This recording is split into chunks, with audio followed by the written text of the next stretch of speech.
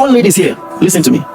Because there is something that ladies go through that men don't understand, and unfortunately not many people prepare ladies for that season of their life.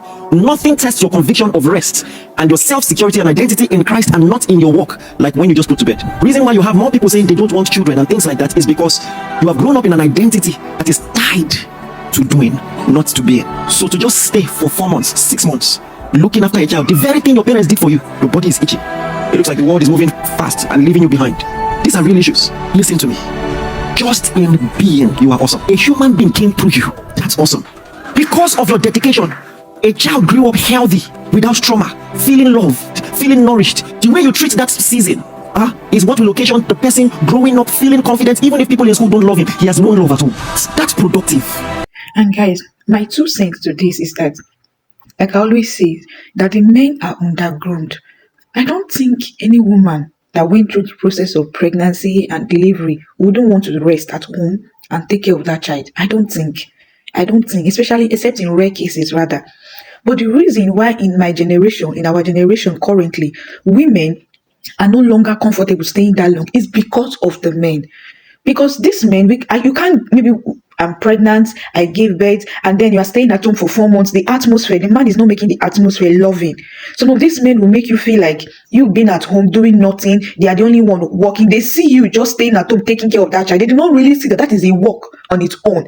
If you have been around a woman that just put to bed, you will understand what I'm saying. They do not understand that you as a woman, you're still trying to heal and recover, taking care of a newborn that is crying, needing food, needing everything. As a woman, you're also going through your own process, both physically in terms of pain, psychologically in your mind, emotionally, your hormones are just fluctuating here and there, scattered everywhere. And still, you're still trying to handle that child, visitors that will be coming. They do not recognize that it is a lot of work on the woman on its own. These men do not recognize. Check the women that are married to men that are responsible enough to make the atmosphere at least loving and conducive for a woman. She doesn't care if she's staying 3 months or she's staying 4 months. She doesn't care. It is because of the men. So my 2 cents to this is that men, please do better. It's not like women just suddenly wake up and we decide not to, we cannot take care of children the way our mothers did. It's not that. It's because you men are making the environment unconducive. Because tell me why a woman just gave birth, the husband will be outside clubbing. Some of them will be frolicking around with women. They will just abandon you at home and make you feel like your life has stopped because you choose to take care of a child that also belongs to him. So I don't think that women are doing this. It's because of men. See, we women, from my own research I'm finding, we are not really that problematic. I swear down.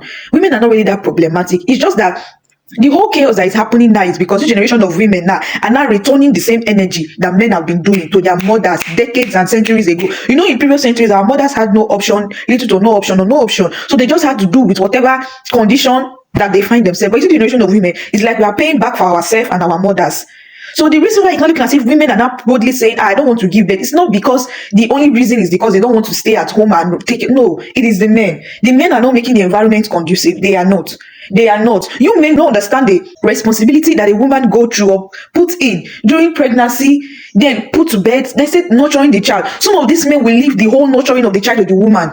They don't even care, change diapers if the child is crying to help pacify the child. Some of them will be sleeping and snoring in the night, and the woman will be waking up, tossing around, changing diapers, breastfeeding, doing everything. So the problem is the men. I don't think the problem is the women here. That is my 2 cents to this. The problem is the men. These men, that's why I say men are undertaught, men are understudied, they are undergroomed.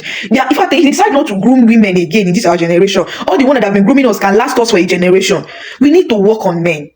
We need to work on men. The decadness and irresponsibility from men is too much. To the extent that if you want to grade men, you'll be saying 9 out of 10.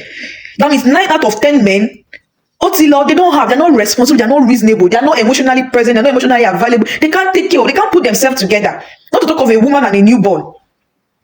So we should be grooming the men. I think the whole issue is the men. You men make women feel like their life is on a pause. Because when a woman puts to bed, there is a lot going in her head.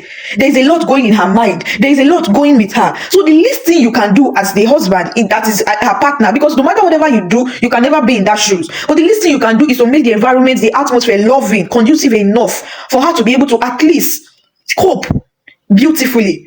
But when you men are doing the reverse, it makes the woman feel like she start regretting the whole process and be like, it's like I shouldn't be doing this. And that's why you see women, they're telling you, that's one of the reasons women are telling you they don't want to go into that process again, because you men, you leave them alone. You leave them alone to carry the cross like they were the only one participating in the sex that led to that pregnancy that night or that day.